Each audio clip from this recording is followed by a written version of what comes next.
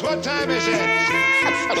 Okay, we have some fabulous live music later on, but right now, here's the kind I prefer. How's it going, guys? What's up, family?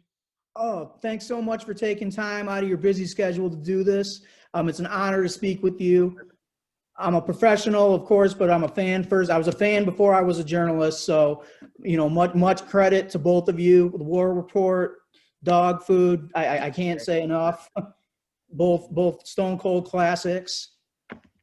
So before we get into kind of specifically, guidelines, I want to talk about kind of each of your respective histories in the game leading up to that, because obviously that's very, very significant. So Capone, let's start with you. Take me back to when you and Nori got into the unsigned hype column in the Source. What was that like? That was big, like for somebody to get unsigned hype, that was a big column. That was like, you made it. A lot of the best MCs that came out in those times were featured in the unsigned hype column. So for me and Nori, that was the biggest thing for us at that time. And then how did that propel you forward? Did that immediately go to a deal, or were there some label politics that came up before you kind of officially came out, or how did the rest of that unfold then? Oh, no, it definitely immediately landed. It turned into a deal, you know what I'm saying? Because we was on the way up from there, you know what I mean? Everything was moving forward. And eventually, we landed that penalty. Mm-hmm. And the rest is history, as they say. What was it? Oh, no worries. Hold on. It's a big ass spot there. Where is it? We had a killer hornet spot. Oh, no, it's okay. Better safe than sorry, right? With everything with all the health stuff that's going on in the world right now. They got me over here. I think we should have smoked some shit. Some shit felt like I was the back of Debo Pigeon Coop. You know what I mean? My man Tiny last time. Oh, yeah. Rest in peace. Yeah, I was going crazy just now. Oh, yeah. Gotcha, baby. That's dope. That's just the day in the life of. Oh, okay, cool.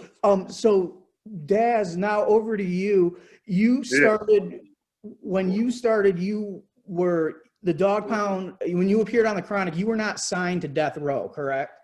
Yeah, I was signed to Death Row. Oh, you were? Okay, but the Dog Pound had to come if you wasn't signed. I'm sorry. What was that? You wasn't getting on the Chronic album if you wasn't signed. Oh, okay. But the Dog Pound had yet to come into existence yet. No, we were solo artists. Yeah, because I remember on the front of the album it credited you as like Corrupt the Kingpin and Dat Nigga Daz, and the Dog Pound had yet to come into existence. So what was? We was the Dog Pound, but we didn't make it as a group yet. Okay. How did that name come about? Yeah, that's what we lived at. Okay. Bunch of niggas in the house called it the Dog Pound. So recording, did you guys know what you were making, when you were making it, when you were doing the Chronic and Doggy Style, or is it one of those things that you just waited until you saw the effects of it all? I mean, we knew we was creating something dope, you know what I'm saying, because we was with Dr. Dre, and that's the height of NWA when he was leaving NWA, and we started feuding with NWA. So anything had to do with NWA, we would smash it. You know what I'm saying? The whole nine. Mm-hmm. And then, of course, there's the, East Coast, West Coast feud. And I know you guys have talked about that at length. And I certainly, no need to rehash or revisit any of that out of respect. I mean, this is all, a unity thing, and that's wonderful.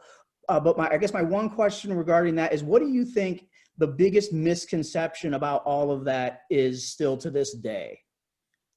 Like, I feel like, because you guys have made it clear that you've said like that it wasn't a beef, but obviously people still look back on it and are like, oh, like the East Coast, West Coast beef.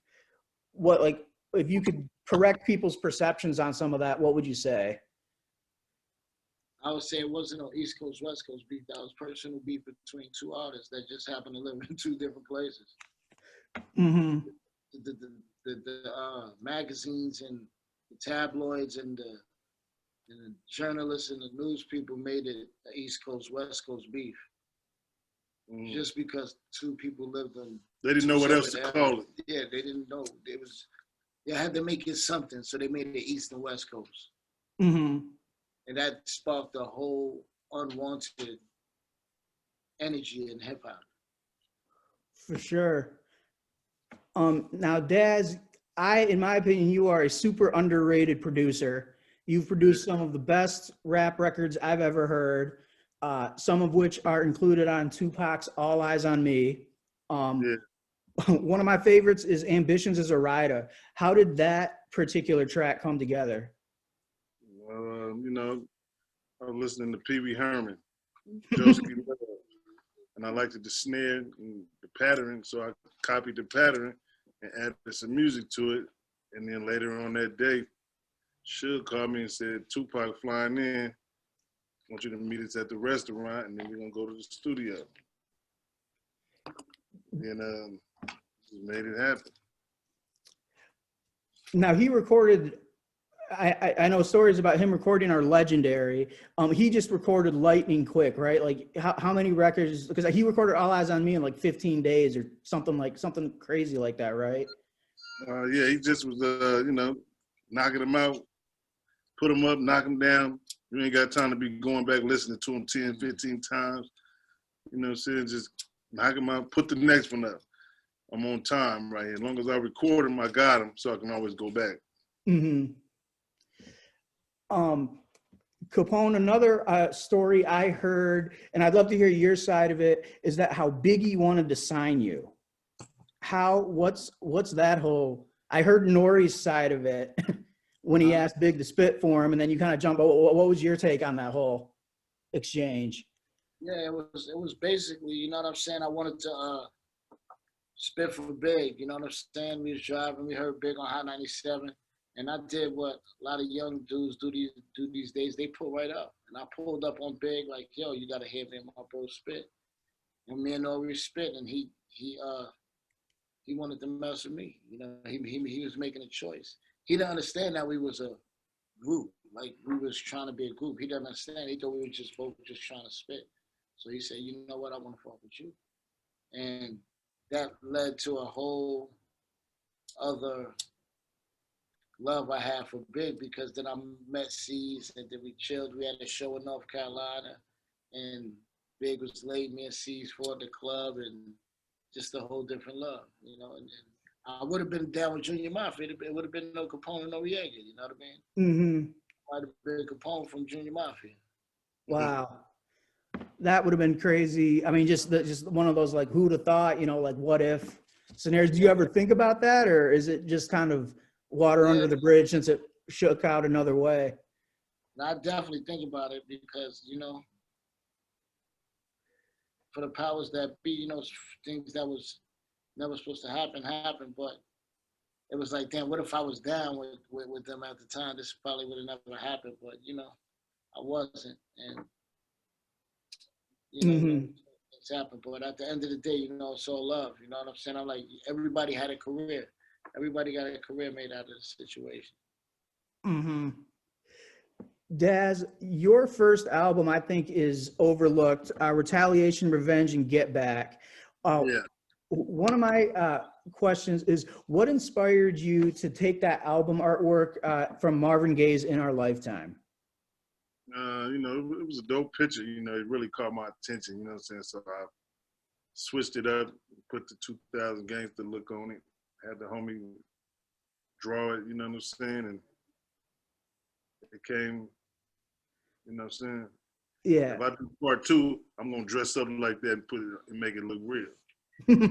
No, that would be great. I think that album just, again, is, people forget it went gold. But yeah, I think that's overlooked. And again, just, I think that was the last time G-Funk had like a defining sound, like in terms of that era. That was the bookend. I'd say And that was, and again, it certainly didn't disappoint. Um, 98, dude. Absolutely. One other artist you worked with who isn't with us anymore, who obviously left just an iconic mark on the landscape of music, is Nate Dogg. What was, and now I know you did Ain't No Fun. Were you there when he recorded his famous beginning to that song? Yeah, we was there, yeah. Did you know what he was going to say? Or were you just... He was going to say it was going to be the shit, though. Yeah. Yeah, that still to this day, it's just the juxtaposition of the crazy content, but just with the smooth vocals, it's perfect. So I thank you for that record. Thank you. Oh, for sure. Let's see. So now kind of, you know, with you guys both having your legacies, and now you guys have come together. Obviously, that's a big thing. So how exactly did Guidelines get started? It was created in quarantine, correct? Or that's... Nah, it wasn't created before that. Oh, before, okay. Yeah. It was created before that. It was created a few years ago. We started linking after meeting on, not meeting, but linking back up on Drink Champs after Jack Thriller's show in Vegas. We did that song in 19. What? Guidelines. Yeah. You say 2019? No. You was talking about Guidelines or the album? I would just oh no, my apologies for not clarifying. I would say just the you two collaborating. Let me take it back. We'll get to Guidelines and then the song and then the project itself. We started collaborating after Jack Thriller's party in Vegas. We did Drink Champs, and shit, me and Dad's been linked by the motherfucking chain, baby. Good. And we've been going ever since. Was there any hesitation getting Corrupt and Nori on the Guidelines title track, or was that all love? Now we had to pay them $100,000 a piece. You know what I'm saying? It wasn't cheap. So you know what I'm saying? We paid both of them $200,000 a piece, and we gave them in the all ones. Oh wow! Pennies. We gave all pennies. I gave Nori all ones. You know what I'm saying? 100,000 and ones. And that's how we paid him. Nah, you know, the song came about, you know, I woke up one morning and Nori had hit me with the song out of nowhere. You know, I'm like, damn, this shit is dope. So I hit Corrupt, and he wouldn't drop this verse and send it back to me, and I did my verse, and then Kai did his verse. And then Hazardous Sounds mixed that motherfucker real nice. Yeah. And yeah, when I heard, again, going back to that West Coast, when I heard that nigga with a gun, yeah, that's what oh shit, that 44 reasons come to mind. Well, your motherfucking brother is hard to find. Yeah, you know what it is. Fucking with mine. Fuck with the mastermind. Yeah, you might as well start Blade Hunt. So what would you say the biggest difference is, like, when you, like, the process of you guys recording now versus when you guys started? Just as artists, as just obviously the game has changed so much. I mean, the process now is just more digital. Mm-hmm. More digital way of recording. You know what I'm saying? Everything is, you know what I'm saying? Before you had to rewind tape and all that, you know what I mean? Even when they went to task games and 2 tracks, what was that? The MIDI, what was that little machine? You talking about that machine? Now you put the disc in. Walkman? No, it was a recorder machine. MP60. I forgot what it was The called. little MPC? Like, say it again? The MPC? No, it was Rolling 808? Yeah, voice recorder machine. Oh, gotcha. This was like right after Yes, analog, these came out. And everybody started getting these machines. They just start naming everything. ADATs! Shit, what cassette tape? Hold on, let me put it out. Nah, but you know, like, everything is digital now. You know what I'm saying? You can send somebody music. You ain't have to, me and Daz didn't have to be together. We could have zoomed this shit. But you know what? We need that feeling. We need that analog feeling. This is what you call analog love. Yeah, Some niggas got digital love. It was crazy when we, when they first started really emailing music, we didn't trust that shit. Yeah. I ain't trust that shit now. That's why I still got an AOL account. Oh. AOL still don't fix it. Well, that's the thing too. Everything changes, and it's just like everybody has this email address or this whatever. Like, I'm not gonna update everything every 2 years. Like, why bother? It's just constantly playing. That's I mean, hey, well, I send regular emails. I still got one, but I forgot the code to that motherfucker. Yeah, QB made. Nope. That was it. Oh. Daz, jumping back to you, I'm excited for your Dog Pound Chronicles book. I'm actually going to go on and order it this weekend. What can you tell the people about it? It's from the beginning in 1991 all the way to 1992 when the Chronic came out. It just jumped from here. It just tells the story of everybody that was on death row, how we came. You got Rage, you got RBX, you got Corrupt, you got Snoop, you got DOC, you got Rage, you know what I'm saying, and everybody in between in this book right here. It got all pictures and stuff. It lets you tell a story. So each page is a picture that tells a story. You know what I'm saying? And that's my documentary book. Oh. Fantastic. You go to dpgforlife.com and purchase this book and one of these dog food hats. For sure. Now, I know you guys have probably been asked this a lot, but I definitely just want to put it out there just one more time so the people can know when is the Guidelines album dropping? Does that have an official date? Guidelines album will be out. What's this? January? Yes, sir.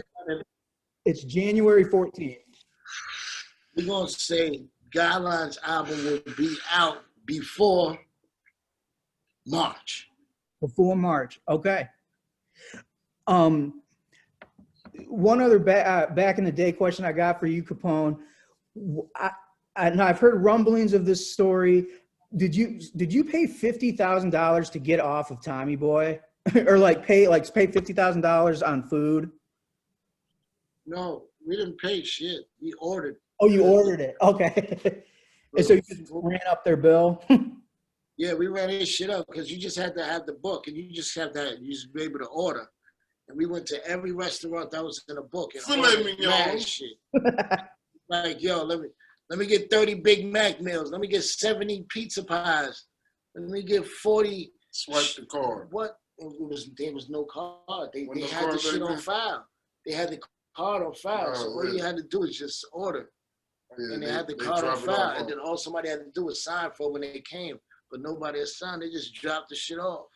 See, when we was doing all that, we didn't even know that they had, it was all recoupable. Yeah, definitely. It was coming out somebody's budget. It definitely was coming out your budget.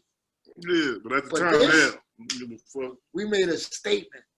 We didn't even know we were going to live this long. What was that statement? What was the statement, would you say? The statement was, we want off your fucking label. We not only ordered the food, we broke plaques. And, the statement was, you disrespected us, so now we're going to disrespect you back. But we're going to disrespect it in our way. We're not going to do nothing that's going to get us arrested or get us in any situation that we want to be in. We got ourselves in a situation we know we could carry, and that was make fun of these niggas and order mad food. And everybody was eating. Motherfuckers ordering from Smith & Walensky's. Let me get a 16-ounce steak with baked potatoes and lobster tails. And, oh, yeah, it was going down. It was going down. Yeah, like you said, man, one of my favorite lyrics of yours is on the Invincible song, or it's off of the Reunion album, which I I think is fantastic. That premiere cut you said, I'm the next best thing to X, oral sex, brand new text, food stamps, and welfare checks. I'm the next best thing to all that shit. Broke it down like shit. Nigga, if you ain't got this, you got Pone. If you ain't got this, you got Pone. If you ain't got this, you got Pone. That's, you know what I mean? That's yeah. What would you guys say is the biggest thing you've learned from working with each other? That we both fucking jokesters. We're both fucking like to have fun.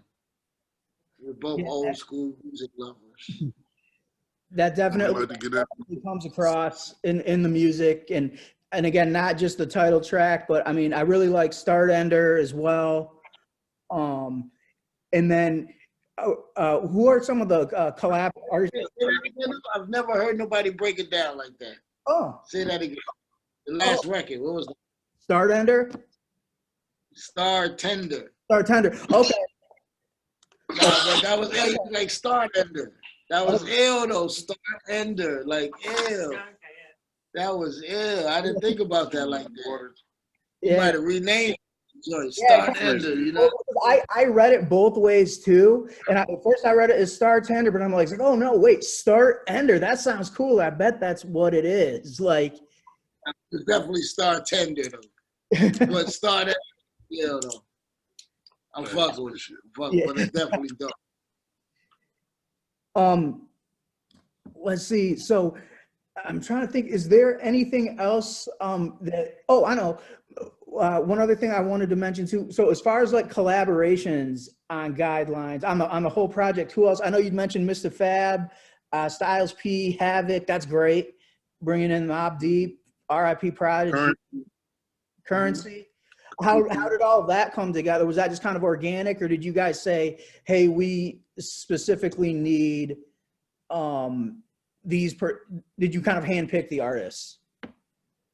We holler at our homeboys, you know what I'm saying? We holler at people we know, we fuck with, we love. It ain't about nobody being better than nobody, about us not want to fuck with you. We're going to get around to other people because there's so much shit we trying to do. But, you know, right now it's like who we got is who we got. Mm-hmm. It's who we want. You know what I'm saying? And this is who we want. And we love it. Another record I really like too is LA, NY, NY. And the reason being is I thought you both did a very good job of describing a West Coast climate and an East Coast climate. Was that something that was done intentionally?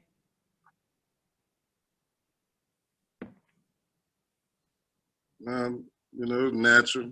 Mm-hmm. It was natural, you know what I'm saying? Just, we already know what the concept is. Yeah. You know what I'm saying? LA, New York, New York. And that's how we got the album cover too, you know what I'm saying? So if you look at the album cover, on my side, I got 6 foes, and he behind Queensbridge. Mm-hmm. Be ready. How did it feel having Marley remix your LA, being from Queens, and then to have Marley Marl, one of the best producers ever, legendary Juice Crew, remix one of your records? Yeah, because we didn't clear the record.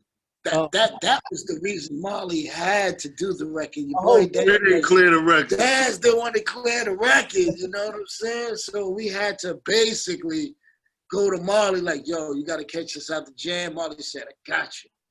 And it was dope because we needed Marley. Marley not only did that, he did my solo record on the album too, you know what I'm saying? So Marley was already in, but we needed him to come in the clutch and keep the wave going. And he came and did the remix, and it was hard. It was. We're going to perform with each other over the original beat. Mm-hmm. Dad said he's going to clear it this time. Yeah. Nice. We'll clear it. Going back out west right quick. Daz, have you spoken to Dre at all since his health scare? I haven't spoken to him, but I've spoken to people around him. He's Okay. doing okay. You know what I'm saying? Got prayers for him, and, you know, we just got to pray for the best, you know what I'm saying? So, you know, spirits is high. Up to Dre. For sure. Let's see. So I know we've covered a lot. We've covered a lot of history. I know you guys have had a long day. I really appreciate, again, you guys taking time to chop it up with West Coast Styles. Is there anything else you want to add or mention that we haven't talked about, or anything you want to elaborate on? I mean, you got it all, man. You did your homework. Oh, thank you. In all sincerity, that really means a lot to me. To get respect for this from people that I really respect for what you guys do, that's a dream come true, real talk. So.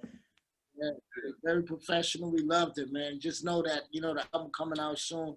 Album be done. Album is done. We about to have a dope listening session, man. We together. This is not no digital album where, we sending records now. We're recording. We're about to record after this. And we just having fun. And watch out for the album guidelines, man. Shout out to Corrupt. Shout out to Nori. You know what I'm saying? Shout out to Empire. Shout out to everybody involved with making this project work. You know what I mean? Shout out to Smart Thug Entertainment, man. Yeah, real talking. When all this quarantine stuff clears up and guidelines just continue to push, I mean, we will definitely try to connect analog, as you say, and keep this promo thing going. You like that? People got to connect analog these days. So before we go, can you do me a big favor and just give West Coast Styles a drop? Okay. Yo, you ready? Yeah, you ready? Yeah, let's get it. Yo, what's up, y'all? This DA to the Z. It's your boy Capone. We chilling right here on West Coast Styles. And what's your name? My name, I'm Shad Southpaw Reed. The motherfucking owner. You're a lefty? Yes, sir. My man, we do good with these. Oh, you a lefty too? Nice. Right, that's right. Cool. So, I'm over here. I got this keep socking motherfucker. Yeah, well, I would tell you, I catch you on one of these, though, you go down. Like anybody about the dead lefty Capone, baby. Well, thank you so much, guys. It has been truly a pleasure, a privilege, an honor. And yeah, we'll definitely be on the lookout for that album. Daz, I'm looking forward to reading your book. And yeah, let's definitely stay connected and keep rolling. Let's do it. Make sure we support a Casa collection. Oh, yeah. Give that a shout out. Make sure move the chain so the people can see it. Let's give a shout out to the Casa collection, baby. Yeah. Why not? EST 1976. Yeah, that's all I wish. When I die, they gonna bury me rich. You know what I mean? Damn straight. Wow. All right. Well, thank you so much, gentlemen. You guys take care, and we'll be in touch.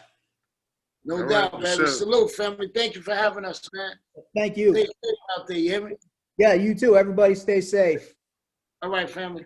All right.